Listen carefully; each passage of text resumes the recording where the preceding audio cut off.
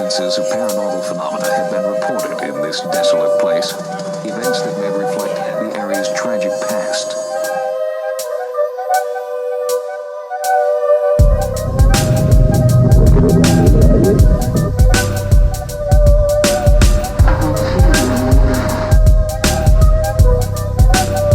Whatever they are, whatever you call them, ghosts, spirits, shades, specters, apparitions, there is not a corner of the world they do not inhabit.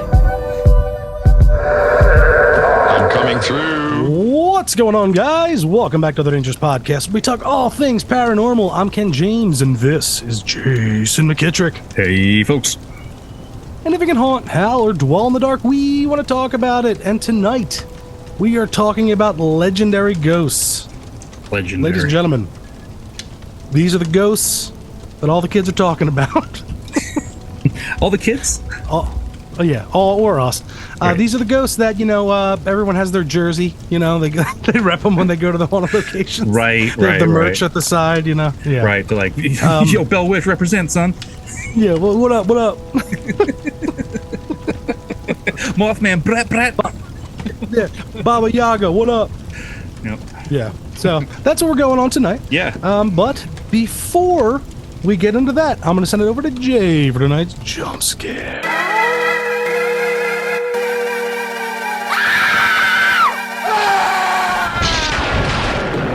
Thank you, Kenneth. So, tonight's, we got a little fun one. This comes from Vince. Vince says, back in 2005, I was in a band that toured the country in a 15-passenger van with a trailer. We were on the way from Columbus, Ohio to Erie, Pennsylvania. Oh, Pennsylvania. The show had been canceled in Ohio due to a power outage, so we decided to get on the road early as we had friends in Erie who were taking us in for the night. I'll never forget this moment for the rest of my life. We were all having a conversation. There were 8 of us total in the van when the driver and passenger both shouted simultaneously, "What was that?" I'm getting goosebumps on my arm right now just remembering the event. I was sitting behind the driver with my back against the window, and I didn't see anything, but we heard a whooshing noise as if something flew right over the van. My friend who was sitting next to me looked like he had just seen a ghost. We wound up pulling over on the side of the road because everyone was freaking out, thinking we hit something. Nothing was found. Both the passenger and driver said they saw a tall black figure lunge at the van from the shoulder on the left lane. Ooh. My friend who was sitting next to me said the same thing. The next day we inspected the van in daylight and noticed there were streak marks across the roof of the van. That's from Vince from Ohio. Yeesh. All right, Vinny. Yeah, Yeah. yucky. Right, and it's in line with what we're going for tonight. Oh here. yeah. No, at first I was like, that's some like Mothman. Is that some giant bird? One of those like cryptid birds they talk about sometimes. Right. Could it have been the rake? Well, the rake doesn't fly. Oh, okay, yeah, went over. I was thinking maybe like a jump and scratch. Who knows? Maybe. I don't know. You know what? Maybe it's something undiscovered. Maybe it was a giant bat. Yeah, man bat. Sure. Yeah, maybe man bat was out there and he just flopped in and scratched the roof and Yeah, Dr. Kirk Off into the Langstrom, night. he's a loose cannon. wily one. Yeah, he is a loose cannon. Yeah, man, just flying around Gotham, randomly interrupting your hijinks out there in Gotham. I mean, it happens. It does happen. But whoa! Something just came across the Other Dangerous Podcast news desk. I heard the whooshing, but it didn't The hit me. whooshing. Yeah, no, it just right through. It's another haunted headline.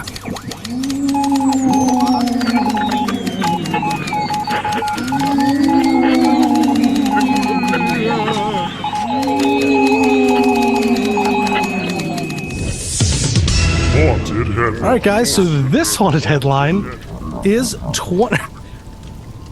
This has been reported by multiple news outlets, but I'm going to read the one from Complex. The headline is 28 girls taken to hospital for anxiety and fainting after using a Ouija board at a school in Colombia. Boy, oh boy. Salem witch Colombian trials schools. all over again. Yeah, true. They teach that over there, I think. They teach Ouija boards over there. Well, you got to love the videos out of the South American and Central American countries. They always it's Right. always demonic, it's always somebody getting possessed, and they always Yes. do the foam in the mouth from the Rolaids. They love that, Yeah, or the yeah. Alka-Seltzer. I'm sorry. And then we always get the little creature videos like that come out of the the area Yeah. too. You gotta love that. Yeah, those are fun. I think I saw one recently too, where it was another witch doctor type, removing a scorpion, a cockroach, and some other kind of bug from a woman's mouth. Yeah, well, Or you don't like want a those in there. teenager. Yeah, right. And I was just watching, and I was kind of in horror, just for the poor girl. I'm like, because this guy's clearly putting this shit in her mouth, Ew. while he's going in to get it. It's like, Yeah, unwashed hands. Yep, just dipping it in this shit, disgusting water, where he's leaving the bug, and it's like, ugh. But anyway, so almost 30 girls were reportedly hospitalized after they played with a Ouija board in their school in Colombia.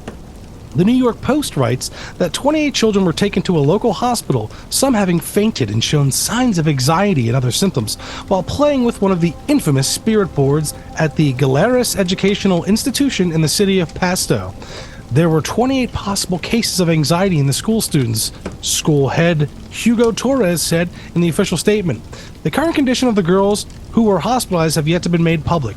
Torres urged the community to refrain from spreading rumors relating to the incident, as gossip is only increasing hysteria among the school's parents and students. Giving the reported cases, a series of comments were unleashed on the community that, rather than helping to resolve the situation, led to confusion and adverse environment for our work, he said. Some parents are demanding to know why the girls had access to Ouija boards during school hours. Quote, I work here in a hospital kiosk, and every day I see 3 or 4 children arriving after fainting, one mother said. Parents, you have to move, investigate what's happening at school, because our children cannot continue in this situation. Yeah, I mean, if you see something going on like that, you can't be not included. It's like having an iPhone down there. It's like, I need to do this too. Right, and here's the final quote of this article. She added, our children always have a good breakfast, and it cannot be said what's happening is due to lack of food. Hey, maybe that's a concern other times, but not here. Not here. Yeah, I love that. It's like, hey, they're eating. That's Yeah. not what it is, so keep that shit. And it's a nutritious breakfast. They're not, rolling in there with a belly full of Lucky Charms, Yeah, no. Yeah, they got bacon and eggs, Right. Big time. rice. I'm sure, rice and beans. I'm sure.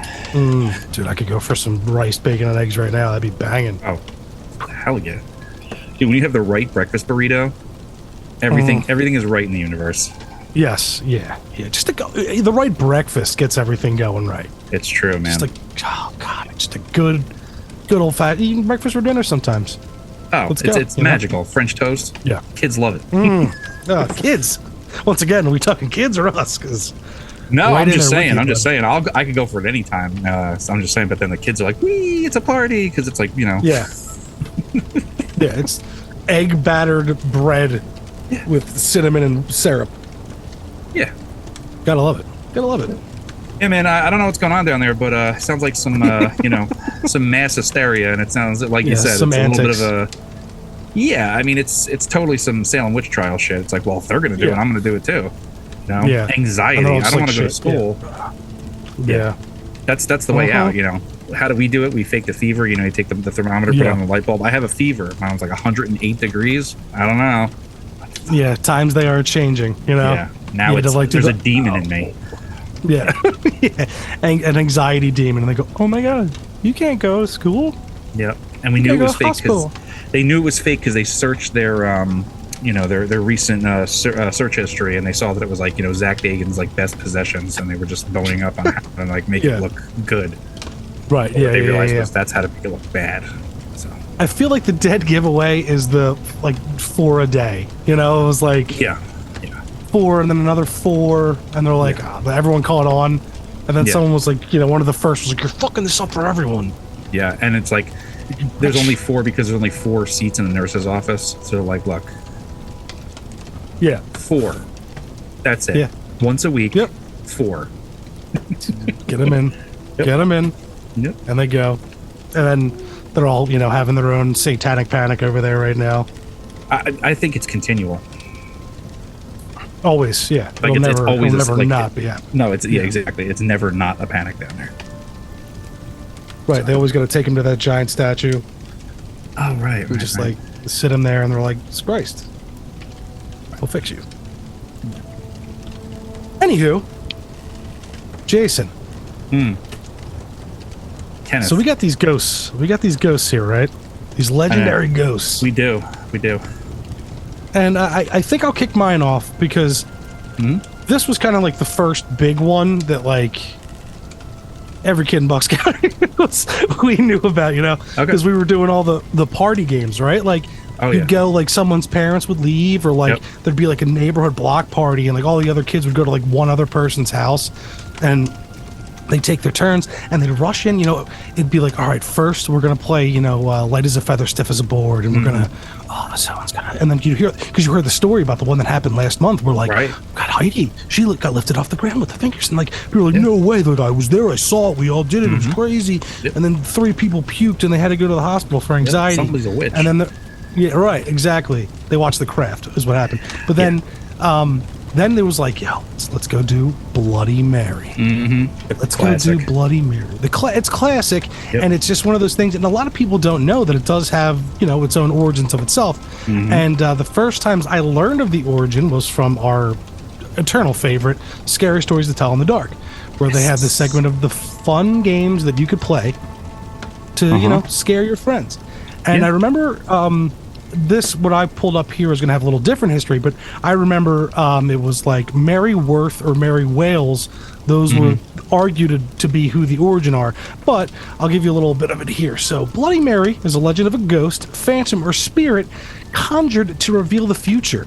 She is said to appear in a mirror when her name is chanted repeatedly. The Bloody Mary apparition may be benign or malevolent, depending on historic variations of the legend. Bloody Mary appearances are mostly witnessed in groups of participation play. So like I said, you squeeze 5 or 6 people into a fucking row home bathroom, and everyone's like, oh, you can't see. You know, they're all in there. But you wait your turn on the couch. Yeah. Oh yeah, sit on the couch, you know, our parents aren't here. You sit on the couch, we'll go in the bathroom. Yeah, that's how we talk. Something about a spigot in the bathroom. I don't know. Yeah, spigot. We're down by the creek, you know, the water's everywhere. But so the ritual, historically, the divination ritual encouraged young women to walk up to a flight of stairs backwards, holding a candle and a mirror in a darkened house. As they gaze into the mirror, they were supposed to be able to catch a view of their future husbands' faces. There was, however, a chance that they would see a skull or a face of the Grim Reaper instead, indicating that they were going to die before they would ever have a chance to marry. That's fuck. I want to do that. I want to see a skull in a mirror. Yeah, right. Walking backwards. Yeah, that'd be fun. Down the stairs. You see it. That's what it is. That's what you're seeing. You're seeing basically your own death because of your stupid actions of walking down, trying to balance a candle in a mirror backwards down the steps. Yep. That's an old Halloween tradition. They used to do that on Halloween. You're supposed to do that at midnight in a darkened house, and you can see the face of your future beloved or whatever. Dude, the state of my like balance from my spinal injury, like you need to get me one of those like chairs, the stair chair. Yeah. I'll do it that way. But in the ritual of yeah, it's true. That's true. Mrs. Deagle. In the ritual of today, Bloody Mary allegedly appears to individuals or groups who are ritualistically invoke her name in an act of captopromancy. Captopromancy? That's a new one on me. Yeah, an act of catropromancy. This is done by repeatedly chanting her name in a mirror placed in a dimly lit or candlelit room. The name must be uttered 13 times or some other specific number of times. The Bloody Mary apparition allegedly, quote-unquote, appears as a corpse, witch, or ghost that can be friendly or evil, and is sometimes seen covered in blood, hence the name. The lore surrounding the ritual states that participants may endure the apparition screaming at them, cursing at them, strangling them, stealing their soul, drinking their blood, scratching out their eyes. What if you get all of them? Then you win. You win Bloody Mary. Yeah. That's how it works. And then you're just dead. Yeah. Yeah, and they're like, whoa. They go over the board. Yeah. All right. What happened to Ken Christy? James won. Yeah, Christy. She won Bloody Mary, dude. Okay. High score. High score. New high score. What does that mean? It means she died. Some variations of the ritual call Bloody Mary by a different name. Hell Mary, Mary Worth are popular examples. The modern legend of Hanako-san in Japan strongly parallels the Bloody Mary mythology. Now, here's a couple explanations into the phenomenon. Staring into a mirror in a dimly lit room or for a prolonged period can cause one to hallucinate. Facial features may appear to melt, distort, disappear, and rotate, while other hallucinatory elements, such as animal or strange faces, may appear. Now, that alone is like, really? You know, like, you're like, animal faces. All right. Giovanni Caputo of the University of Urbino writes that this phenomenon, which he calls the strange face illusion, is believed to be a consequence of a dissociative identity effect, which causes the brain's facial recognition system to misfire in a currently unidentified way. The other possible explanations for this phenomenon include illusions attributed to, at least partially, to the perceptual effects of troxler fading and possible apophenia. Or even self-hypnosis. So the last thing, yeah, so you're hypnotizing yourself, which is almost like more hacky than actually seeing a ghost in the mirror. Right. I'm going to use that next time. Like, you get pulled over for a ticket.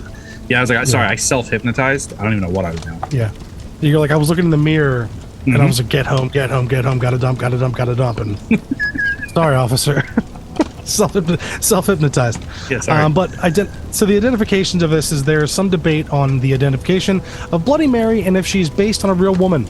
A number of historical figures have been put forward as candidates for Mary, including Mary the First of England, daughter of Henry the Eighth, and Catherine of Aragon, who had around 300 religious Protestants dissenters burned at the stake during her reign, earning her the nickname Bloody Mary.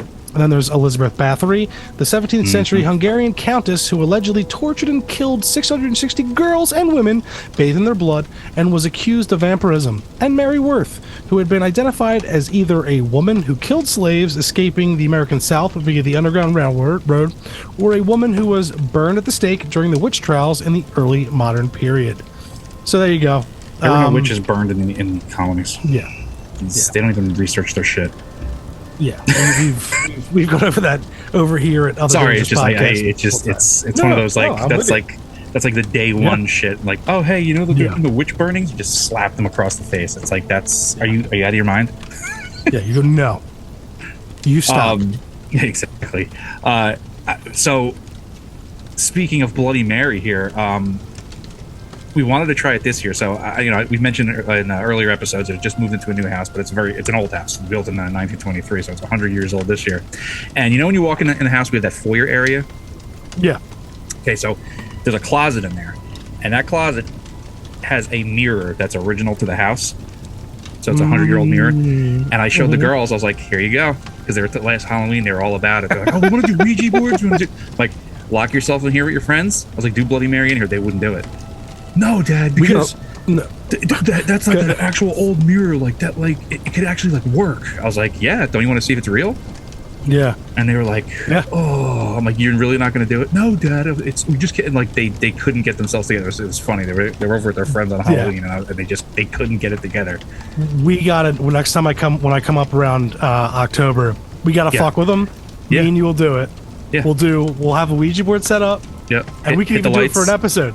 Yeah, we can even like do it just to record that, to have play it for Halloween special this year. Us fucking with Jay's kids, and me and you will do the Bloody Mary together, and we can even be like, whoa, I saw it, to see the reaction. Yeah, and then we can start messing with them with the planchette, like, oh my god, it's saying. Yep. Or did you see that one video where the girls are like up in the bedroom playing with the Ouija board, and the dad's down in the basement hitting the circuit breaker, turn the lights on and off. Like that's my lane. Yeah, yeah. We could definitely get that going. That'd be hilarious. For sure. No, but I just thought it was cool because we moved in and I saw that mirror and like I showed them immediately. I was like, "Do you see what's in here?" And they're like, "Like keep that door closed." I was like, "Why? What'll happen if I left the door open? Will her ghost escape from the mirror? Maybe." Yeah, it just might. It just might. Yeah, that's cute. Kids are cute. Yeah, I remember being that age. Yeah. Well, that's what I'm saying, dude. I remember going to the neighbor's house and being like seriously, I'm like, not even kidding. Like, it was just one of those things where, too, like, you know, like, I'll be like, my mom said, like, because my mom wasn't like other moms, you know, like my mom had a history with the paranormal, right? So, like, she'd be like, you know, if you're gonna fuck around with that stuff, some shit's gonna fuck, you know. And then in the same breath, she's going to see psychics and shit, you know, like, and fortune tellers and shit. So I it's can't like, wait for the Sharon episode. God, yeah, I'm working on it. I mean, it can happen. We just got to pick a date and get her there. Here's She'd how it love can happen. Here's how it can happen. So we got, if you guys come, we can make this happen. So we got Nora's invitations going out for her communion, and we invited your mom too. If you're there and your mom's there, we'll just pull it out. Just like, come on, give us some stories. Yeah. Get her some alcohol. Get her going. Oh yeah, we'll get her a bottle of Amsterdam gin. You know, get her going, man. We got to be outside though, so she could chain smoke and tell you about it. Oh, for sure. Yeah, no, yeah. I told you, Ken. Yeah. Right. Oh, dude. How about I told you that the one night, dude. Oh my god, it was great. I was like, Mom, I hadn't heard like 4 of those. I was like, what the fuck? And you were like, where was your phone? I'm like, nah, dude. Like, we're gonna do this formally. Deep cuts. But yeah. So that was Bloody Mary, and I just remember going to the neighbor's house or the kid's house, and even in school around Halloween, kids were trying it, you know, and it's like. It doesn't work, but we should definitely try it. We should definitely just see what would happen if we pull out a Bloody Mary, like a classic. Man, we tried it when we were kids too, man. Like I swear to God, there was like times where we can, like, I think we were just so hyped up. They're like, dude, I saw like a little red light in the window, like little red light in the mirror, and like, you know, we're just convincing. It's like, and then like that night you're all freaked out, so you're doing your sleepover. You're like, oh, I heard creaks on the floor. Yeah. Like, she's here. Well, we should do it and see if it actually fucks with us. If we can we can self-hypnotize. I'm self-hypnotized right now. You're like working all day. You're like, Exactly. Good stuff. Beautiful. Good for the first one out. Well, my pick is also a Mary. My first pick. I was gonna, like I was saying to you earlier when we were talking about putting the episode together, I was like, I'm gonna do Phantom Hitchhikers. But then the more I went into it, it was like everything just circled back to the legendary Resurrection Mary. Mm-hmm. Now, this is one of my favorite stories of all time, and mostly because I first heard of it when I watched this classic episode of one of our favorite TV shows, Unsolved Mysteries, Season 6, Episode 15.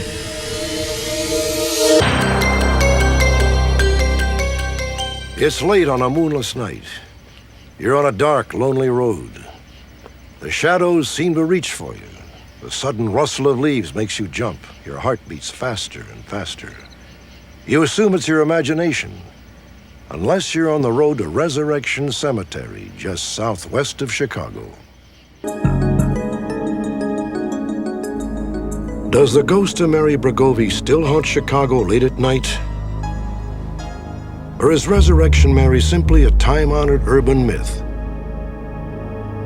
In any case, should you find yourself driving in the city late one night and you spot a wistful young woman in a flowing gown, you might think twice about offering her a ride.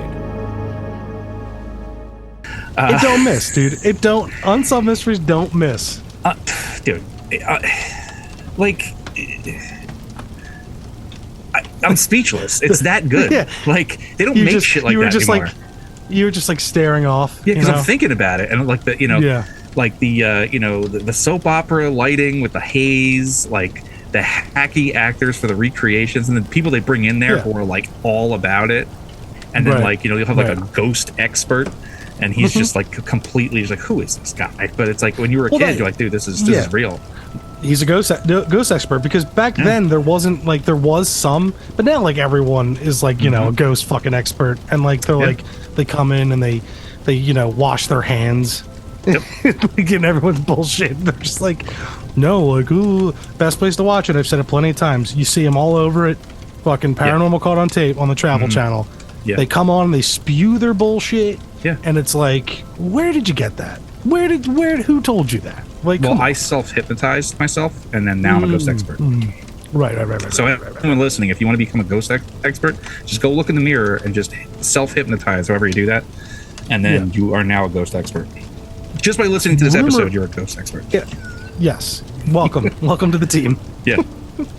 We should do that. We should like make certificates like Other Dangers Podcast official, ghost expert, and like have their name give me a subscription. You know what? That's not a bad idea. And With make a the little- t-shirts. with a little and you pin. Get, a little pin. Yeah. I think That'd we be- just that'd be birthed sick. something here, folks. You know what it is? It's because I have the Travel Channel on behind me with their is. new show. I was fucked by a ghost is on back there. Like, literally, And there look at it that guy right there. is. Yeah, It's look. literally happening. Wow. I shit you not. This happened as I was saying it. The show behind me. Dude, I don't understand these shows anymore. It went from like, Almost oh, I'm getting out of scared. the shower. Yeah, like it went from, oh, I'm scared of my house. And it's like, oh, you have your experience and you run, you're scared. But like every, excuse the terminology, but like, why are all the ghosts raping now? Like, what's the problem? Yeah. Like, I don't know. The girls are always in like a compromised situation. The ghost is like standing there, like, Arnold from the first Terminator, just like walking up. It's like, what's going on? He's like, give me your clothes. And they're like, what? Yeah, I need you to close your boots and your motorcycle. It's like, for Yeah. what? You know what it could go, it could come back to there being, I know we're going off on a tangent here because Yeah. that just happened, but it That's could what be we the do. materials houses are made with now. What, Revisiting metal shit? chestnut. Yeah. Oh, It's just like cardboard? metal and cardboard. Like back then there was like stone and stuff, so it's like Yeah. you get these like, touched spirits now. They're not all there. It's just like a piece of like their Okay. they're like animal brain that are just like I think it's just the culture of the people that watch this shit and how they're just playing to their fucking audience because these shows are just. yeah. I popped one on the other day and I was like, this is. I think it was a Paranormal Survivor. I don't remember. what the hell it I'm was. sure it was. I'm sure it was. I love like the Ghost 911 they have now. I just it's all It's it's magnificent. right. So anyway, back to Resurrection Mary. So she's a well-known, very well-known Chicago area ghost story, and she belongs to this, like I was saying earlier, this vanishing hitchhiker type. And it's kind of seen a lot. You have these roadside ghosts where like people have this encounter with a spirit, and either it asks them to take a ride, like give them a ride somewhere, or gives them some kind of like weird premonition or something. But they all kind of tie together. But since the 1930s, several men driving northeast along Archer Avenue between the Willowbrook Ballroom and Resurrection Cemetery have reported picking up a young female hitchhiker. This young woman is dressed somewhat formally in a white party dress and is said to have light blonde hair and blue eyes. There are other reports that she wears a thin shawl, dancing shoes, carries a small clutch purse, and possibly that she is very quiet. As the driver nears Resurrection Cemetery, she disappears into it. And according to the Chicago Tribune, full-time ghost hunter, told you, Richard Crowe has collected, quote, 36 substantiated reports of Mary from the 1930s to the present. You can't beat that. No. But I want to interject here with, how about the clip from Unsolved Mysteries where she has no face? That's the one that got me. She has there's the clip where she has she's walking down the road and it's this luminous flowy dress woman and it's just a black face, and that's the one that got me. I was like, I don't want to see that ever. No. No. So the legend states that the story goes that Mary had spent the evening dancing with a boyfriend at the O. Henry Ballroom. At some point, they got into an argument and Mary stormed out. She left the ballroom and started walking up Archer Avenue. She had not gotten very far when she was struck and killed by a hit-and-run driver who fled the scene, leaving Mary to die. He was self-hypnotized. Her parents found her and were grief-stricken at the sight of her dead body. They buried her in Resurrection Cemetery, wearing a beautiful white dancing dress and matching dancing shoes. The hit-and-run driver was never found. So, it's horrendous. Yeah. So then we have all these reported sightings. And I came across this for the first time, that there's a burned section of the front gate bars of the cemetery. Kind of into this. I didn't know that. Yeah. So we got a bunch of sightings, but first, the first one up is this the famous one. Jerry Pallas, who was a Chicago Southsider, reported that in 1939 he met a person who he came to believe was Resurrection Mary at the Liberty Grove and Hall at 47th and Mozart. This is also by this same ballroom. Yeah. They danced and even kissed, ghost kisses. And she asked him to drive her home along Archer Avenue. exiting the car and disappearing in front of Resurrection Cemetery. Dude, what do you even tell your boys after that? No, I had to go yeah, they're last like, night. He's you know, like, she disappeared. They're like, get the fuck. yeah. Or they're like, oh, stroke out. Yeah, nerd. Yeah. In 1973, Resurrection Mary was said to have shown up at Harlow's nightclub on Cicero Avenue on Chicago's southwest side. That same year, a cab driver came to Chet's Melody Lounge across the street from Resurrection Cemetery to inquire about a young lady who had left without paying her fare. There were said to be sightings in 1976, 78, 80, 89, all involving either passing by or actually striking her ghost when they actually thought they actually hit her. And then she just disappears as soon as the motorist exits the car. So this was what I was mentioning earlier. She also reportedly burned her handprints into the wrought iron fence around the cemetery in August of 1976, although officials at the cemetery have stated that a truck had damaged the fence and that there was no evidence of a ghost. Don't hide the truth. It's a ghost. It's ghost burns. Yeah, knock it off. Yep. Knock it off. Now, so there's been a bunch of people purported to be the true identity of Resurrection Mary, but the popular one that was put forth by Unsolved Mysteries was a woman by the name of Mary Bregovy, who died in 1934. But then they're saying that, well, her death actually occurred in an automobile accident in downtown Chicago, but then she was buried in Resurrection Cemetery, so that's why she's there. Yeah, man, this is just one of those legendary ones where it's just like it's got a name, it's got at least a few origin stories to it, and it's got that legendary episode of Unsolved Mysteries, which my favorite part is when the dude's dancing with her in the hall and he's like, "Ooh, your hands are like ice. It must mean you have a warm heart." And then they play the jazz music. It's in there, man. No, I'm just saying to him, like, shut up, dude. Yeah, she looked at it. She's like, Yeah, I'm a ghost. You fuck. Like, yeah, she's like, it's cool, bro. So. Oh, and that one that spawned so many folklore tales, stories. Oh yeah. Now you can you can still go to there's a club near there, and I think it's the I just have it here. 1 second.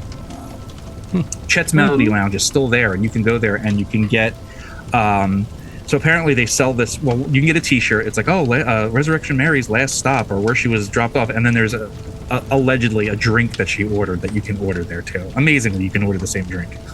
Right? Can we order those shirts offline? We could try. We should. We should. Try. Yeah. As a part of our new club. Right. We could just make our own fucking shirts. Yeah, it's Cut out the middleman, bro. Yeah, fuck the middleman. What am I thinking? I'm not a businessman. Damn it. Hey man, you had a good idea there. Yeah. But that's what I have for Resurrection Mary. Probably one of my favorite ghost stories of all time. And it's so personal, and it's got the tragic thing, and dude's trying to get lucky with a ghost. It's kind of funny. Yeah, it is. And he thinks he's got it. He's like, we're going home, man. Yeah, and then she's sitting there with her like ghost face, and she's like, jag off. Yeah, he's fucking horny drag off. Yep. Yeah, then she'll either there's the one legend where he looks, oh, that's where you live? That's a cemetery. And then he turns and it's just like a wet puddle. Yeah. Like in the seat. Yep. And there's a lot of different versions, but that's splendid. Yep. It's a great one. And those are some of the ones. Go ahead, I'm sorry. No, I was just gonna say it's pure Americana. Oh, right. And I remember, my mom, we'd be driving back from somewhere, all of us crammed in the car, and she'd be telling us about, different versions of that from, I brought it up many times before, but Ghosts in the Valley, the old book about ghosts in Delaware Valley and all that stuff, and that was one of them, because there's this one road, I actually just drove down it yesterday, where it's the cemetery off the side road, off of Philmont in the Trevose area. And it hit me when I was driving my mom. I remember it just like every time we'd go by the cemetery, she would end up, telling us the story. And funny enough, one of our buddies ended up buying a house right next to that cemetery for a while when we were 19. Yeah. So we'd be drinking there, and I would just go look at the cemetery and be like, "This is fucking awesome." I was like, "Goodbye, good purchase, man." Yeah. Sick house purchase next to this awesome cemetery. There it is. And with my childhood lore. Yes. Is there anything better? No. But, your first one there brings me into my next one, which is kind of related. It's similar, but so there are these different ghosts that they have different colors associated with them, Right. and one of the biggest ones is the White Lady, they call them, or White Ladies. Where there's so many. It goes back to we did the Maritime episode, the Ladies Yeah. of the Lighthouse, and all these different ones. But so first off, I'll give you a little run through it. A White Lady, or a woman in white, is a type of female ghost. She has long straight hair, typically dressed in a white dress or similar garment, reportedly seen in rural areas associated with local legends of tragedy. White Lady legends are found in many countries around the world. Common to many of these legends is an incident of death, murder, or suicide, and the theme of loss, betrayed by a husband or fiance, and an unrequited love.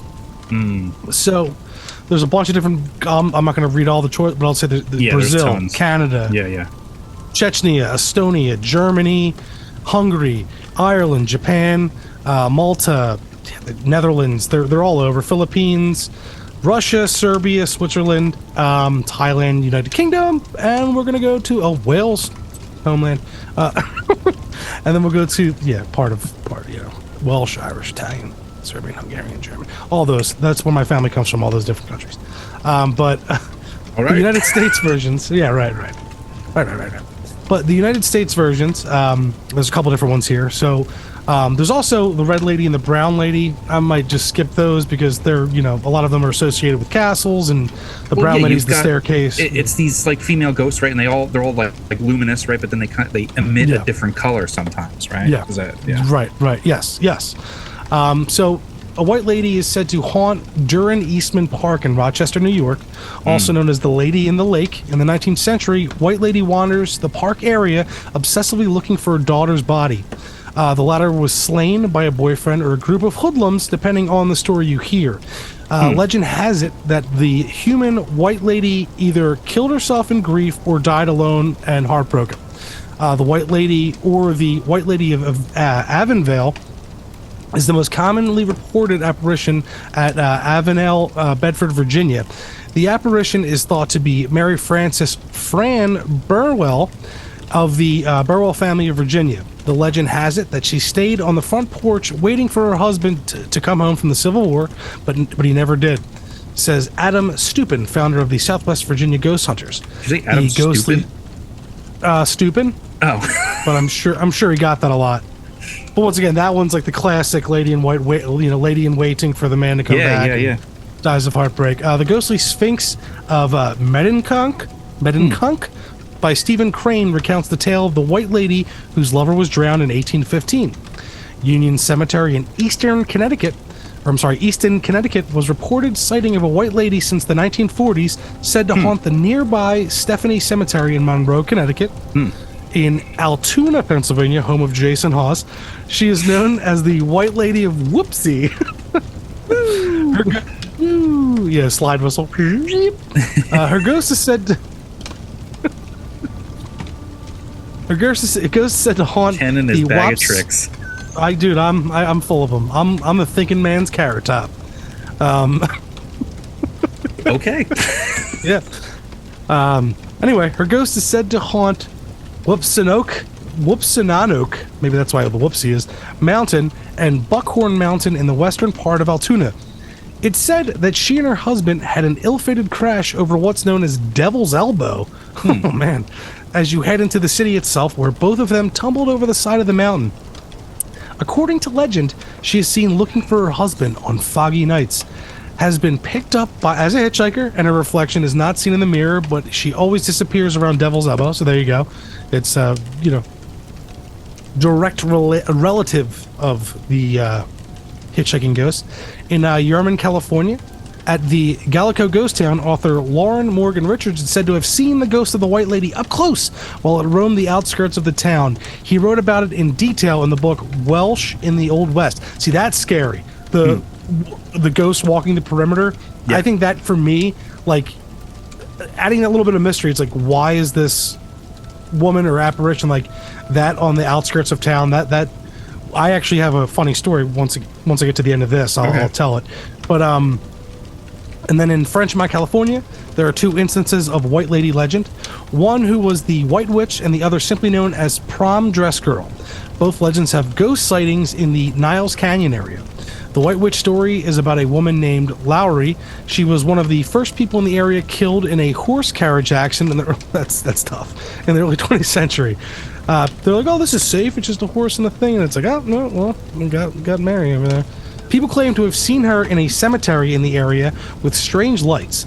Local legend says you can see her walking the ridge between the Niles Hollywood-style sign in the canyon. The Prom Dress Girl is a story about a high school girl who met in a car accident on February 26th, somewhere around the late 20th century. Settings of her claim: she wears a white prom dress and tries to hitch a ride from passing by vehicles on Route 84 highway of between Frenchmont, California and Sunol, California. And the last one here is in Dallas, Texas. The White Rock Lake Park is reported that a ghost of a 20-year-old looking girl known as the Lady of the White Rock Lake, described as wearing water-soaked 1930s evening dress, who usually appears at nights alongside the roads of Eastern Walter Drive. And witnesses claim the phantom asked to be taken her home on Gaston Avenue in Dallas before disappearing into a car during the ride, leaving behind waterlogged seats. So they're kind of directly related in this, whole White Lady canon, as it were. But a funny story, I was working at it's a place called Ultrazone.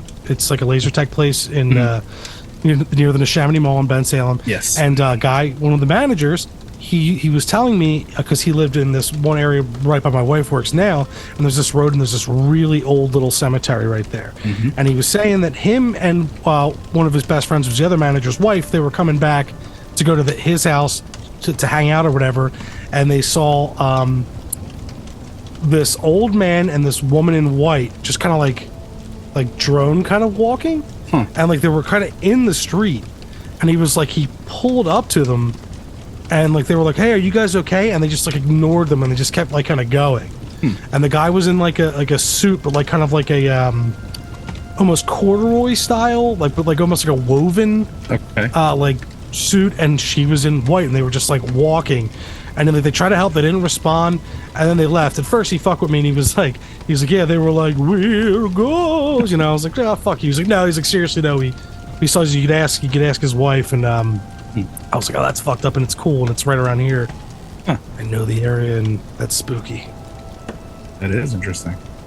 Yeah. I mean, and there's a lot of personal stories, like, people will tell you this stuff in where I grew up all the time, because it's that kind of area. Yeah, I mean, what you were mentioning before, though, that like the perimeter thing, that's a classic. That ghosts going around a perimeter, that's another classic like trope, because it's that repetition stuff that we talk about, right? It's whoever walked that path, for whatever reason, like you get some of those old like forts where it's like, oh, they see the soldier on the battlement, so it's like, of course, right. I mean, how many times did they walk that on patrol? Right. So yeah. And yeah, there's the last one. I'm not even going to get into flavor, but one of the most one of the most notable Red Ladies is an account of Lady in Red have been told by actors and guests of Ghostlight Theater in Amherst, New York. This is a really cool one. Old Wilkes University in Wilkes-Barre, Pennsylvania. The McKesser building is reportedly haunted by a Red Lady too, that according to the witnesses appear real until vanishing. So like, there's all these different things, the Midwest, South, all of them. Like, it's so cool everywhere. That like, yeah, it's everywhere, and there's all these different states that have these different ghosts, females that, are just, I guess, forever doomed to walk the same path of heartbreak that they did in life. Yeah, that's not cool. That's not cool. But the ghost itself is cool. Well, it's all cool because it's all folklore and it's all just fun. So whatever adds to the spookiness of the story, I think is fair game, and we're all here for it. True. Right. Yep. All right. So for my next pick, I pulled the famous, the Flying Dutchman. Now, this is considered the world's best known non-human ghost. I guess that would be a good way to put it. It's if you don't know the basics of it, it's a ghost ship that's just seen. It's a 17th century merchant style ship, like basically like something from like Pirates of the Caribbean, and it's it looks like it's the sails are torn. It has it's luminous. It glows green, and you see it at these weird times. And in some stories, it's like, well, you might see it during a storm, or like the sea could be like stormy, but it's sailing as if it's calm. Yeah. And it's also seen as like a harbinger of doom. Like if you see it, there's going to be some kind of like, if you see it and you're on a boat, yeah, your boat's going down too. Yeah. Sorry, pal. Yeah. So according to sea lore, the ship, which often appears as a hazy image or a strange light, is said to be a portent of bad luck and doom, as I said. So the story, because of it's been around for a long time, it's been adapted many, many times. But one of the more common versions tells of a Dutch captain named Vanderdecken refusing to take safe harbor during a storm while traversing the Cape of Good Hope, despite pleas from the crew and passengers. Instead, the impudent captain challenged God to take them down. The ship was promptly cursed, and in its ghost form is damned to never find port again. That's like the not as charming version of Lieutenant Dan. Yeah, Daring the storm. Yeah. And before you move on, one thing. There's the two best kind of lores, folk and sea. Sea lore. I love sea lore. Oh, I mean, it's its own thing, man. I mean, what's ghosts at sea and anything related to the sea? It's got its own flavor. Yeah. Salty and just foamy. It's just good stuff, man. It's just there's just something, just that ethereal quality to the ocean itself. So the ghost ship has been reported on the ocean from time to time, including appearing off the coast of South Africa in 1923. There's like many people like reported this one, and like there's a bunch of eyewitness like testimony, but the naysayers or the fun police, as I like to call them, say, oh, it was the ship that got it's the ship that they later on figured out it was a ship that had like the crew had to like abandon. So it literally was a ghost ship. Like whenever a ship gets abandoned, it's considered a ghost ship, and it was just floating out there. But how do you explain the faint luminousness of this ship? Couldn't tell you. So, but then, like I said earlier, the Flying Dutchman most recently appeared in movie theaters across the country in the Pirates of the Caribbean films, captained by Davy Jones. But that was Disney just playing the shit. Yeah. As they usually do. Fast and loose with the cannon, right, Disney? Yeah. They're like, but what if he's a squid man? An octopus man. And then some guy's a barnacle man, Yep. Wait, but his heart, it's like, no, stop. Yeah. I thought this was Shut about pirates. The tale of the doomed Dutch ghost ship stems from a British literary tradition, of course. The Flying Dutchman and other folk tales from the Netherlands, and is likely tied up in the trading company competition between Dutch and British business in that era. So it's, it's tied up in all that sea lore, like you said, and it's it's one of those ones that's cited often, and I think it's just you could probably explain it with, like we said, it's a literal ghost ship. Ships that either like everyone dies on board from like some kind of contagion or something, and if you're out there, first of all sailors, even now probably, but back then were all very superstitious. So you're out there on the open ocean and you see a ship just out there, you're gonna shit bricks. Yeah. Yeah, you are. And it's just, that would just further cement your ideas on stuff if you're out there and you see something like that. And then retell the story, and then it's retold, the game of telephone, and then you have a glowing ship that defies gravity and flies, and moonbeams are involved or something. And I shit you not, he had a octopus head. Right. So, I wanted to pull this one in because we have spoken about this one before, but I kind of like, it's kind of like a modern day Flying Dutchman, the Orang Medan. Remember this story that we spoke about? Yes, I do.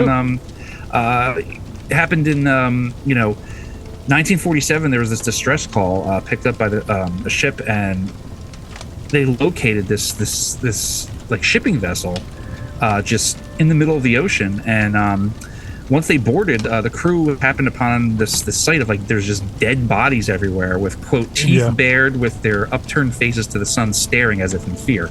The Orang Medan was towed to port before mysteriously catching fire, exploding, and sinking. But there was no record of the ship's existence. Now they're saying, even though it's weird, man. This story changes a lot because now they're like, oh, this ship never existed. This is like another ghost tale. Like there's no, it doesn't have like I think it's called a session number. It's like every ship has a number. Everything, like no matter where it comes from. But you know, I don't think ghosts are signing up for numbers, serial numbers on their ships. You know what I'm saying? Right. Yeah. They're like it's like in Beetlejuice. They're like, all right, make your mark, or like, they're like, all right, sign out the ship, Yep. Those guys shoot to the sixth door. Yep. Right. Yep. Yeah. So I just wanted to mention that one because that one's kind of become lately, like in internet lore, like that one. They just made that game about it, right? There was that that one. Man of Median or whatever it is. Man of Medan. Like it's because Orang means man of, and then Medan. I gotta finish that game actually. Yeah, it's like one of those horror, like almost like choose your own adventure, one of those ones. Yeah, it started really good. It started really good, and I just kind of drifted off because like I like to watch my shows while I'm like playing. I was like, I don't feel like paying attention to all this.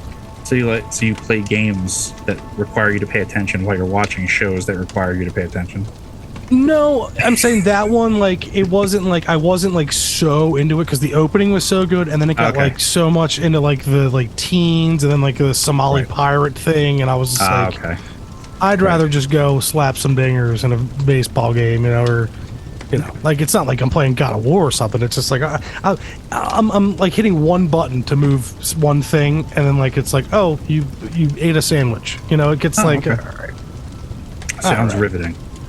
Yeah. So once again, I just wanted to include that because it's kind of like the modern day Flying Dutchman. You really don't hear about tales of that, but I would like to have a modern day sighting. Like, come on, guys, somebody go see a sailing ship, like 17th century style with the sails and the whole thing. Let's have some sightings of this. Yeah, how many of you fucks are out there on cruises all the time? It's like, start looking. Dude, they're not looking out to the sea. They're fucking stuffing their faces, watching bad comedy shows, and eating in the casinos, and them just yeah. I went on a cruise. It was horrible. Really? Was it? I hated it. Yeah, we went on our honeymoon. This is it was almost 17 years ago, something like that. It's terrible. $3,000 booze bill after we were done. Oh, you gotta go all inclusive, bro. Dude, it was fucking Carnival. That's all I gotta say. Okay. I don't know what I was doing. I was like 24. You were like, yeah, all of it. Yeah, let's do it. Whatever, just as long as she's entertained, and I'm good. Yeah. Yeah, nice. Nice. Right. Once again, the one callback though, they did it. The Mashaloo, right by the Mashaloo, they made that ghost ship a couple years ago with the lights and the mist. That was fucking sick. That was very cool. I do. Yeah, I do. I've had dinner on the Mashaloo twice, and that one's supposed to be reportedly haunted. But I wanted to stick to ghostly, not the ship itself being haunted. I wanted the ghost to be the ship, and so right. No, it's good stuff. But that's what I got for Flying Dutchman. Right. So, all right, my last one here. It's something that like my family, like it's been just a recurring thing. My wife, even before I met her, it happened to her. Happened to my mother. Happened to my stepdad, who I consider my dad. Even my birth dad. Like all these, my whole family. It's been a thing. Shadow people. Now they really got. I started kind of getting glimpses of them after I broke my back when I was 21 and I had to move back home. And maybe a little bit of this history here might explain some of that besides just my own psychosis. But a shadow person, also known as a shadow figure or black mass, is the perception of a patch of shadow as living humanoid figure and interpreted as the presence of a spirit or other entity by believers in the paranormal or the supernatural. Now, A number of religions, legends, and belief systems describe the supernatural entities such as shades of the underworld, and various shadowy creatures have long been a staple of folklore and ghost stories, such as the Islamic jinn and the Choctaw Noloso Chito. The Coast to Coast AM late-night radio talk show, classic, helped popularize modern belief in the shadow people. The first time the topic of shadow people was discussed at length on the show was April 12, 2001, when host Art Bell interviewed a man purporting to be a Native American elder, Thunderstrikes, who was also known as Harley Swift-Deer Reagan. During the show, listeners were encouraged to submit drawings of shadow people that they had seen, and a large number of these drawings were immediately shared publicly on the website. In October that year, Heidi Hollis published her first book on the topic of shadow people, and later became a regular guest on Coast to Coast. Hollis described these shadow people as dark silhouettes with human shapes and profiles that flicker in and out of peripheral vision, and claims that people have reported the figures attempting to jump on their chest and choke them. She believes the figures to be negative aliens that can be repelled by various means of including invoking the name of Jesus. Although participants... Hold on. Yeah, Jesus can be invoked to stop dark aliens. Yes. Okay. Yes, if you are in the belief that they are Nephilim. Oh, God. Yeah, okay. Yeah? Yeah, what's up, dude? Benjamin Franklin is the devil. Go ahead. Yeah, so although participants in online discussion forums devoted to paranormal and supernatural topics describe them as menacing, others believe, and paranormal authors do not agree whether shadow people are either evil, helpful, or neutral, and some even speculate that shadow people may be extra-dimensional inhabitants of another universe, which, you know, why not? Also heard that Some they're time paranormal- slips. Yeah, They're people, like, they're yeah. other people just like us, but from a different time. And, like, it's like the two rubbing against each other. Right. Like, they're just So- as surprised to see us as we are to see them. Yeah, but wouldn't that... I would still go with that more as, like, the full-body apparition as opposed to a they're shadow totally, person. they're totally negative. I mean, I've seen... I'll wait till you're done, but I've Yeah, seen them right. too. Right. So some paranormal investigators and authors such as Chad Stonebaugh claim to have recorded images of shadow people on video. Shadow people feature in 2 episodes of ITV paranormal documentary series Extreme Ghost Stories, where the phenomenon is described as a black mass. A figure who is often associated with shadow people is the Hat Man, a famous urban legend who shares many characteristics with the aforementioned entities, but wears dark clothing, often a jacket, an old-style fedora hat, and is unusually tall, the latter depending on the sighting. Sometimes the figure is stated to be the devil himself. Now, before I get into the Hat Man, which I do have a little segment here on, I'm going to go into a scientific explanation of what's going on here. So several philosophical and psychological conditions can be accounted for the reporting of experiences of shadowy shapes seeming alive. A sleep paralysis sufferer may perceive a shadowy or indistinct shape approaching them when they lie awake, paralyzed, and become increasingly alarmed. A person explaining heightened emotions, such as while walking alone on a dark night, may incorrectly perceive a patch of shadow as an attacker. Many methamphetamine addicts report the appearance of shadow people after prolonged periods of sleep deprivation. And we'll come back to that for me. Not the methamphetamine part, the sleep deprivation part. Psychiatrist Jack Potts suggests that the methamphetamine usage adds a conspiratorial component to the sleep deprivation hallucinations. One interviewed subject said, "You don't see a shadow dogs or shadows birds or shadow cars. You only see shadow people standing in doorways, walking behind you, coming at you on the sidewalk." These hallucinations have been directly compared to the paranormal entities described in folklore. Shadow people are commonly reported by people under the effects of deliriant substances such as datura, diphenphetamine, and benzodiazepine. Finally, visual hallucinations such as those caused by schizophrenia, bipolar disorder, may appear to be shadowy figures at the edge of peripheral visions.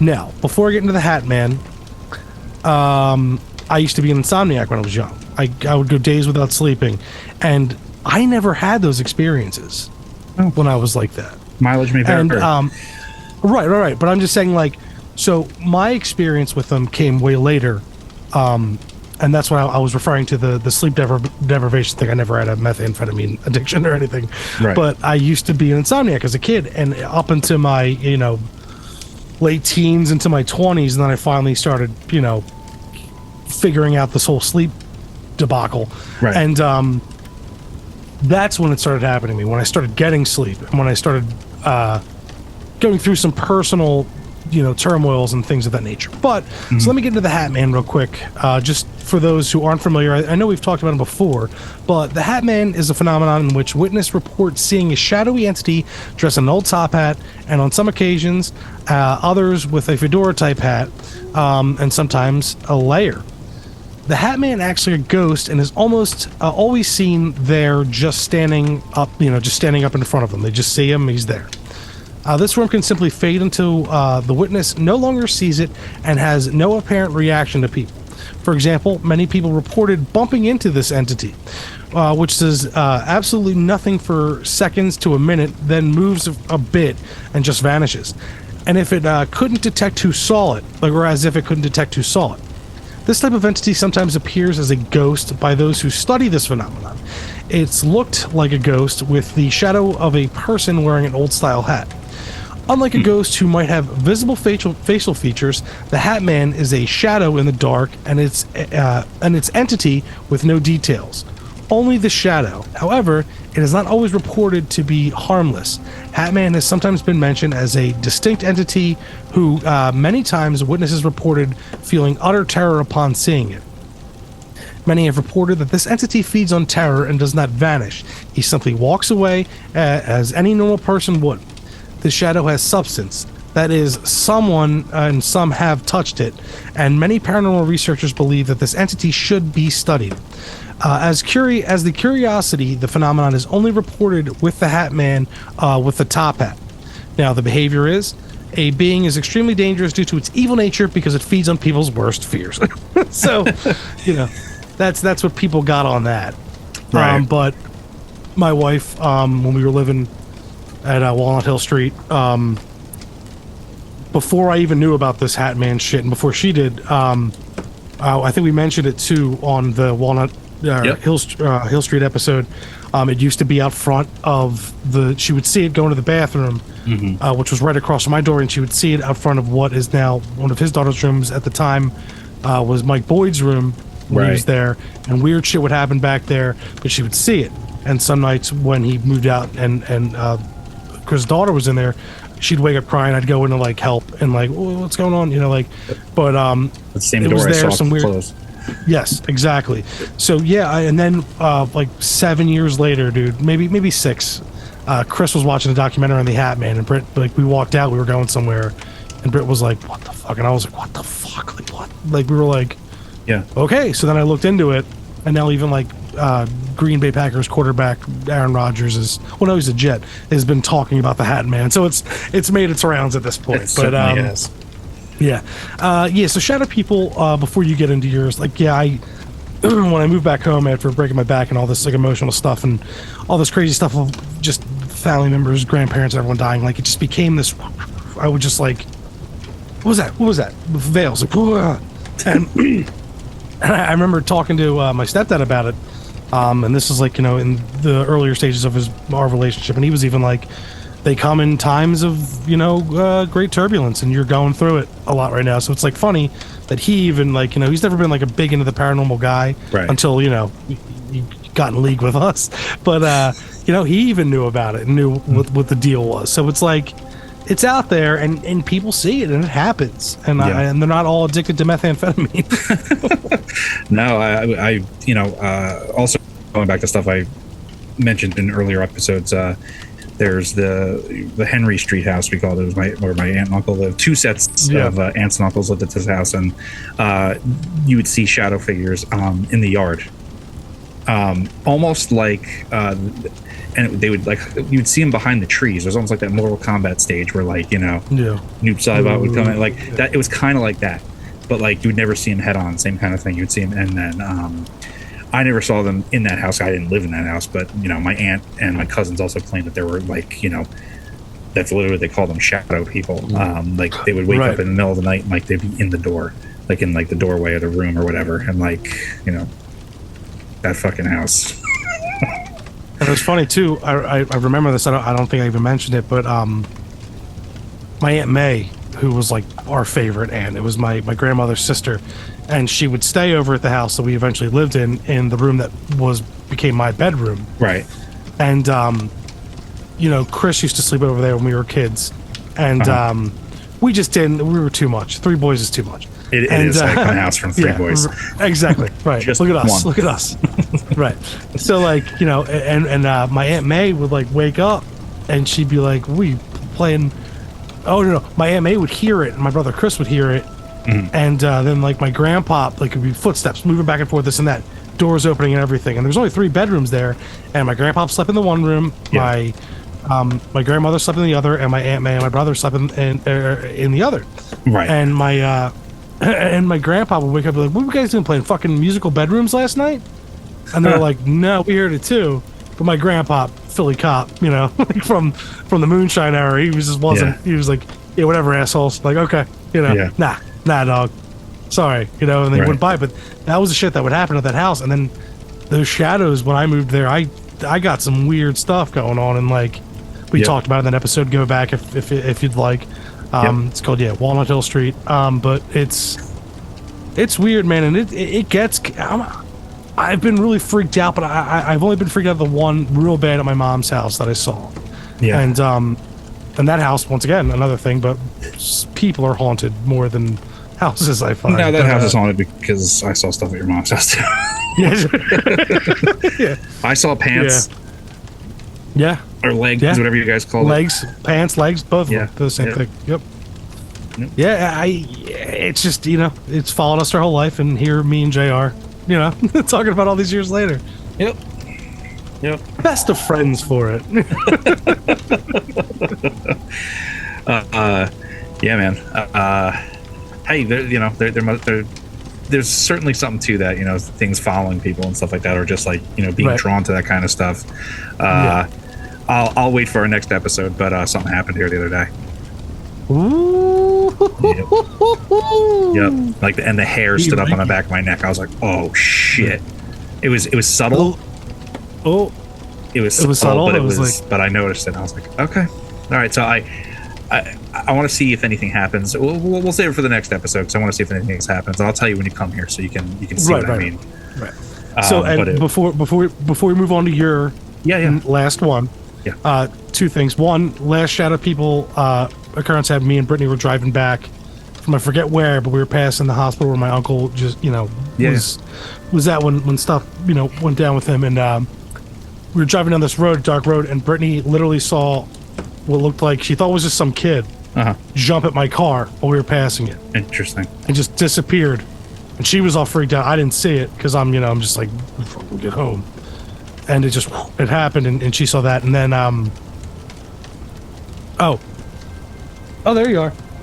She said, he ran out in the middle of the road. I didn't see it. She saw it. Mm-hmm. And I went right in the middle of the road. Yeah. So that was our last encounter with a shadow person. But this morning, now that you're here too, so I, like an idiot, so I take 3 melatonin last night. I'm recovering from a ear infection. And I'm like, oh, there's an update on my phone. So I go, okay. I update my phone, and I forget that I have to open it and reset my alarm. You know, like, or just turn it on so my alarms are going to get ready for work. Right. So I'm laying there, and I'm kind of in that, like, malaise, kind of, like, not knowing what time it is. And then I hear this. I hear these bangs. And I got both my dogs laying in bed with me. Brittany's sleeping. No one reacts. But me. I'm the only one that hears it. Okay. You could hear anything would drop. My dogs go nuts. They go after it. Right. Especially if they're in bed. Mm-hmm. I hear 4 knocks, and I wake up, and I go, wait a second, what time is it? Yeah. And I check my phone, and my alarm's went off at 7:30. What time I'm supposed to wake up? 7:37. Yeah. So I go shoop, whoop, and I go, oh, and I finish the update on my phone, and it's like next alarm 8 o'clock. And I was like, okay, I overslept, and that's when I'm talking to my wife right now. Mm-hmm. I was like, that's why I was like, I gotta go. I overslept. I was like, I got all this stuff. So yeah, it was these knocks, and the dogs didn't. Dude, no one responded. No one woke up. They were loud enough. It wasn't the door. Yeah. It wasn't the back door, it wasn't the window, it wasn't any of that. So Yeah. I was like, thank you, helpful ghost. Thank you very much. Yeah. Hey, it worked out in your favor. It did. It did. Well, hey, man. Shadow People. It's one of those good ones. I don't think we ever did a Shadow People episode, but it's they're so like ubiquitous in the world of the paranormal that it's just like, Right. why you don't even have to do an episode on them, because it's just like they're like a feature or a facet of almost every haunting. Yeah. That has like one of those, like, the high strangeness hauntings. Those are the ones where you get like, oh, they always throw some shadow people in there. Right. It just, but that's why I think they're kind of the most interesting in a way, because it's like, it's not like a full body apparition in the way of like you see this lady in the dress from the time, or like it's just this thing that's like, it's some like weird ethereal material that's in the shape of a person. Yeah. And they just like, they're just there and they do what they do. Yep. And like, oh, that's, I saw it. Oh, I saw you. Like that kind of shit. And you're like, all right. Yep, playing hide and seek. Yeah, right. Cool. All right, well, for my last pick, I went for Ghost Trains. Ghost Trains. And I love this for of course, you got to throw in a Ghostbusters reference, because you know there's that line that we could throw right here. Well, everybody has heard ghost stories around the campfire. Heck, my grandma used to spin yarns about a spectral locomotive that would rocket past the farm where she grew up. But now, as if some unforeseen occurrence Sparked my imagination. And this is not to be confused with a train that is haunted, or a haunted train station. And it's not like the track lights, like the Hooker Man that we talked about in our Ghost Lights episode. It's not that. Right. Nope. It's specifically a phantom vehicle in the form of a locomotive or a full train, right? Yeah, so the ghost train differs from other traditional forms of haunting in that rather than being a static location where ghosts are claimed to be present, the apparition is the entire train. So it's like, and that's awesome, because like what usually gets me about these is that like they'll see it where tracks used to be like 100 years ago or something. Yeah, right. And it's like, what the hell? Or there'll be a station or whatever, and lights will pull in. You won't see the whole train, or just maybe you'll get this idea of like a train, and it'll pull in. And I find that extremely fascinating. Like, like that one gets me. This one gets me because I feel like it's like something to do with the rails, like riding the rails, like you talk about that captured energy kind of thing. And there are so many ghost train occurrences that I just had to pull a few. Right. So most notably, the one that usually hits the top of the list is the Lincoln's funeral train.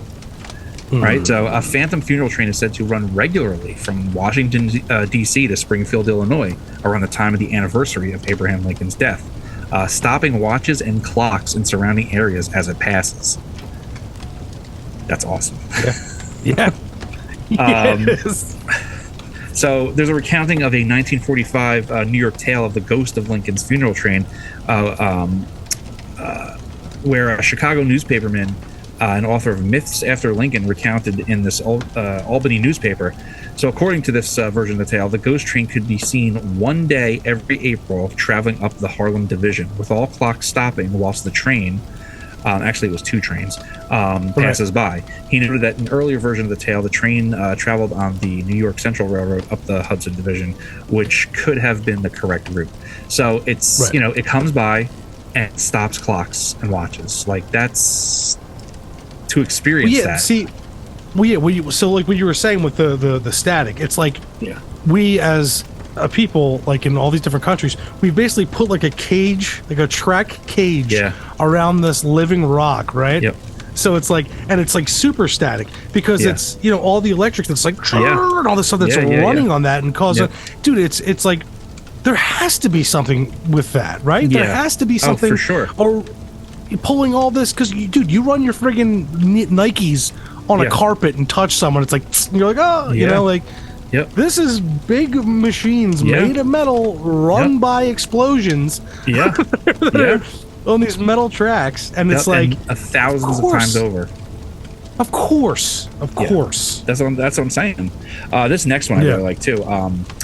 I mean, like I said, in every state, but I pulled this one. It was from Louisiana folklore. Outside of Baton Rouge, the lights of a ghost train are also said to appear on the old bridge occasionally. Its shrill, lonely whistle has been heard many times around the bridge. Like, how crazy is that? There's just an old bridge there. Nothing is on the tracks anymore, but every once in a while you'll see lights just on the bridge. And then you'll hear the whistle. Dude, that's awesome. Right. Yep. Also in North Carolina, a ghost train was reputed to pass through the area, with a local legend holding that a train that had wrecked on the spot in 1891 plays out the deadly scene again on each anniversary of the wreck, with signs including grinding metal, screaming passengers, and a watchman's light. Love it. In August of 2010, 29-year-old Christopher Kaiser was struck and killed by a real locomotive while the group of people waiting in the vicinity of the tracks to hear the ghost train, unfortunately. Yeah, I think we mentioned this before on our Ghost Lights episode, but it's one of these ones. It's just, it kind of takes you back to that old, the railway times, like the age of the rails, and it's like to have like a leftover kind of like embodiment of this stuff is really, really fascinating to me. Yeah.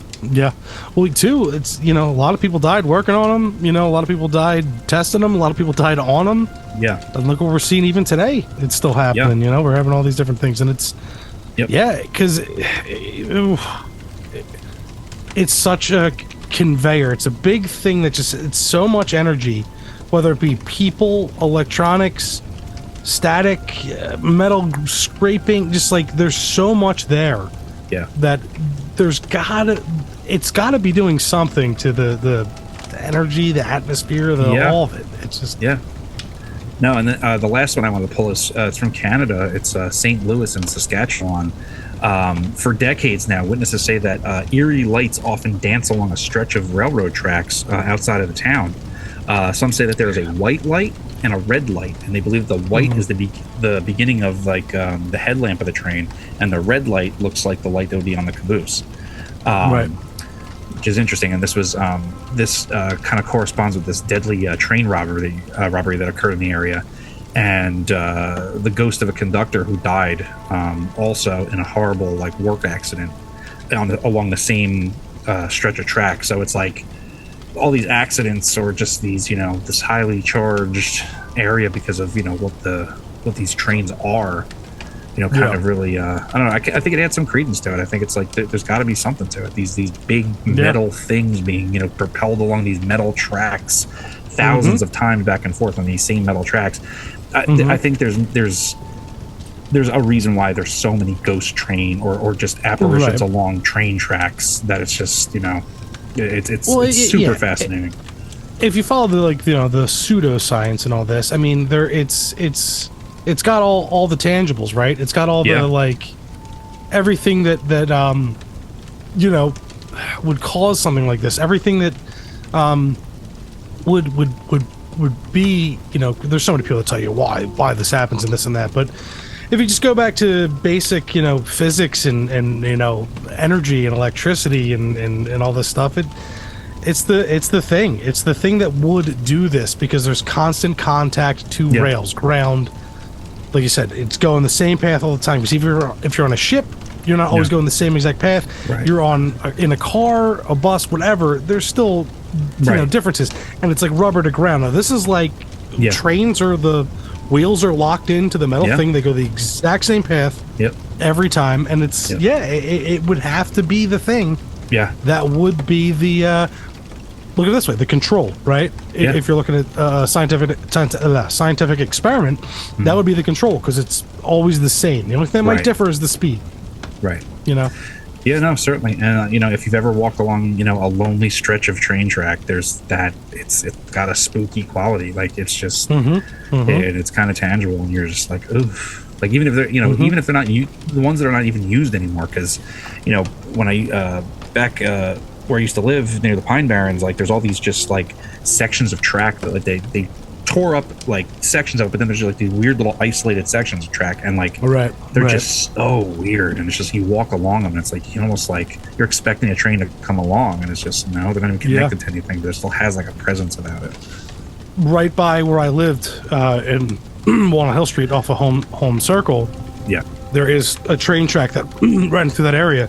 And I'm not going to say, I don't think it's still used, but it was in the 90s still, and they would have a beer train that would come through that would deliver to all the areas. But the tracks would still run through Pennypack, the park, and it's still there, and it's still super creepy. And on my way to work every day, I would go past it, and I'd just be like, fucking weird, it runs through the woods. Like, it's like... It's real creepy, man, and I know exactly what you're saying, that like kind of like not used, desolate, even if it's still in the neighborhood, like it's still like something here. No, man, it's one of my favorites, so that's why I included it. But thank you for that's what I got for Ghost Trains. Yeah, man, it's good. You know, thinking about all this, we just went over all these legendary ghost stories, and us thinking about like all the history and the years of how much it takes to gather all these stories, and all the time, some from the 1800s up until now. Imagine being one of these people on TV that just like they can narrow it in and they can get it every time. They're just every time they got it. And it's like you're like, wow, this is TV. Like especially guys like me and you who have had some experiences that are like, all right, well, what the fuck's that? We're not going like, this is fun. I think there's definitely there's a difference between those two kinds of things, because the times that the few times that I've had paranormal experiences, like there's a different quality in the air that occurs. Like it's like there's like it's just something different is occurring. You kind of like feel it before you like. You know what I mean? Like you kind of get that sense before, kind of. I don't know. At least I had, and like it's just there's something different going on. You know what I mean? It's not like an everyday occurrence. It's not just like, oh well, here's this spike on this meter, so that means ghost. It's nothing like that. Did you hear what it said? Did you hear what it said? Yeah, I heard what it said. It said, please like and subscribe. Speaking of which, look at this guy. This guy right here. Yeah, he's asking for it. Yeah. I mean, I love it. I love these kind of stories, and I love that this idea of like legendary ghost stories. Like it's so cool, man, and it's like once again, like we oh, and also to your point about you're like, oh, as I call them, the fun police, the people that explain it away. Me and you, I don't know if you know this, people consider us the fun police a lot of times. I know. You have to separate the wheat from the chaff, though. You can't believe it all. I mean, and you have to look at these things with a critical eye. I mean, if every time someone shows you a ghost video, just like, oh, sick, and you don't look, it's like, it's sick, but then you got to look at it with a critical eye, and like when something is obviously not real, it's like it's not real. I mean, I've been getting to. It's funny. What is this? 2.5 years since we started this? Like. I got to the point now where like people kind of get frustrated with me, and they're just like, well, what do you believe in? And I'm like, kind of all of it, but like I believe in it, none of it, but I'm open to it. Right. Well, but I mean, like, yeah. So like, it's like I'm like, well, I kind of think stuff's possible, but I don't think all of it's everything that people say is real. How much do I think is possible? Almost all of it. How much has happened? Probably none of it. Right. Like, so like that's, what I mean? And I'm like, once we've had our experience, but a lot of times, I want to do the debunked stamp on their forehead, There's certainly many that can be debunked because, folks have been trying to like prove the existence of or show proof of the existence of the afterlife. And it's, it goes back to that old school spirit photography in like the 1860s. Yeah. It's the same thing. So it's like, and there's a high entertainment quality to it as well. And, we see it continuing today on the TV screen behind you. People are just interested in it because it's that unknown stuff. Yeah. But there's a lot of, charlatanry involved in the entire thing. And it just, oil salesman. Yeah. So that's the funny thing too, right there. So it's like, well, then why do you like the folklore stuff and all this stuff? It's because that's fun and cool. You don't have to go. That's the story. You don't have to go into it believing stuff to be able to be into this stuff. It's fascinating because it all comes from this, the human place of being, curious about this kind of stuff and wanting to know about the unknown. Is just, I think, a very human thing across the board. So, yeah, like, do I believe in any of it? No, I can't say that I do, but I am definitely open to things, and I've had experiences, but I don't know what I believe because there's no definite answers to any of that stuff. Right. So, you have to be skeptical when you come to this stuff because if you're not, you're just fooling yourself. Yeah. Well, and that's the thing too, because a lot of people we all have, I guess, kind of different definitions of belief. Okay. If that makes sense, because like a lot of people, like, and once again, like I said, like I talk to people all the time about this because I'm a yapper. They just, hey, and someone brings something up like we do. I go, oh, well, what about, I bring that up, and then they'll go, oh, did you hear about this? And I'm like, yeah, but, and then it's like, well, then what?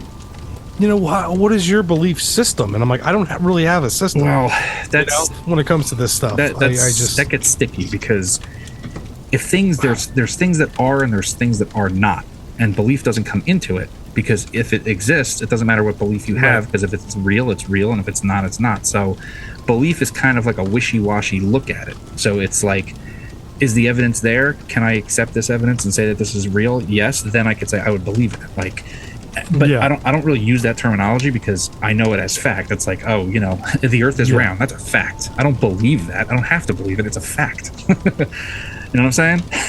Is it? It totally is. No, yeah, I know. And it's not fully round. Once again, we've said this. Oh yeah, dude, look at the actual shape of Earth. That'll freak you out more. It's a little off of the spherical shape. It's a little bit off, but that's because of the rotation and the pull of the gravity, and also the moon affects it a little bit. That was, I remember the first, like I think I said this too on this before. The first time I saw the actual shape of Earth from it was like radar and like all this stuff like measuring it, and I was just like, oh god. Oh, that's just like radiography, and like that's not actually the shape. That was probably showing you like maybe emanations of like waves off of the Earth's surface. It's round. It's kept round by gravitational forces. Sure. Hey man, I don't know about you, Jay. I don't know about you. Sorry, I enjoy the facts of things, and science deniers make me want to just stone cold stunner a lot of people. Dude. A lot of things make me want to stone cold stunner a lot of people. Yep. But yeah. Well. No, I was just gonna say, it's up to everybody. I mean, that's the fun thing about this. If you think that you believe this stuff and you've seen evidence of it, or maybe you haven't seen evidence of it and you want to believe just because you want to believe, go for it. Hey, that's the fun of this stuff. Go for it. But I don't think you have to have a belief system to enjoy any of this, and I don't think that you necessarily need to believe in any of it to still be open to it. And I put myself in that category. Right. Yeah. I've gotten to the point where like I don't want to say like I enjoy being the dick or the fun police, but it's like I like going like, wait, not this, look here. Yeah. You know what I mean? Like I like going like, that one, no. There's all this kind of stuff that they kind of like, like you do to me when I send you stuff. Oh, like today. Yeah, right. But like I enjoy the like, here's merit over here. Yeah. Like this one's, and it's easily explained away. Why not check out this? Like the thing of what was the one? The thing of, oh man, that like tentacly creature in like. There's so many weird ones in different castles in different countries, but I always like kind of pointing to ones where it's like, did you hear about this? Well, it's like being, a connoisseur of anything. Like, even it's like music or wine or cigars or whatever it might be. It's like there's the stuff that the normies like, and then there's the good stuff. Do you want to see the good stuff? Okay, here it is. But you got to view the ghost stuff the same way. Hey, do you want to just accept all the McDonald's and Burger King stuff and never see like the fine restaurants? Well, fine. But if you have a discerning taste or discerning, look at things, and have a skeptical eye for this kind of stuff, then you can kind of start to wade through it because, spoiler alert, 99.9% of it is bullshit. Yep. So we're just kind of saving you some of the legwork. But hey, if you want to believe it, go for it. I mean, but there's things that are obvious fakes. Yeah, and 90% of it is fun to talk about. All of it's fun to talk about. Yeah, it's so good to talk about. Yeah, let's talk about those San Diego walkers or whatever they're called, the San Fernando. Let's talk about it. I mean, they're bullshit, but let's have a good time. And that one with the Dobby that like walks down the driveway. Yeah, let's go into it. I love it. It's just, if that's the thing too that I think happens, because like a lot of the listeners have become friends or are friends or were friends or like people that are just coming along, and that and we've become we talk openly with a lot of these people. So it's like when it comes to the points of just like trying to figure out what's going on in our brains or pick our brains on stuff, it's like, well, you listen to the podcast, we'll tell you, and even if you don't, we'll still tell you the same thing, but like it's not as it's a little more organized here, whereas like when me and you were not recording our conversations about it gets a little more spacey and out there. But in reality, it's like, we've said this from the beginning, like most of this is bullshit. We like to talk about it, and then we like to pinpoint on the stuff that has some kind of weird merit that we're not saying is real, or we can't quantify what is the real and what's the fake. But it's like, this stuff is here, check this out. Yeah, this is a little more. There's a little more something there. A little more. This has some substance.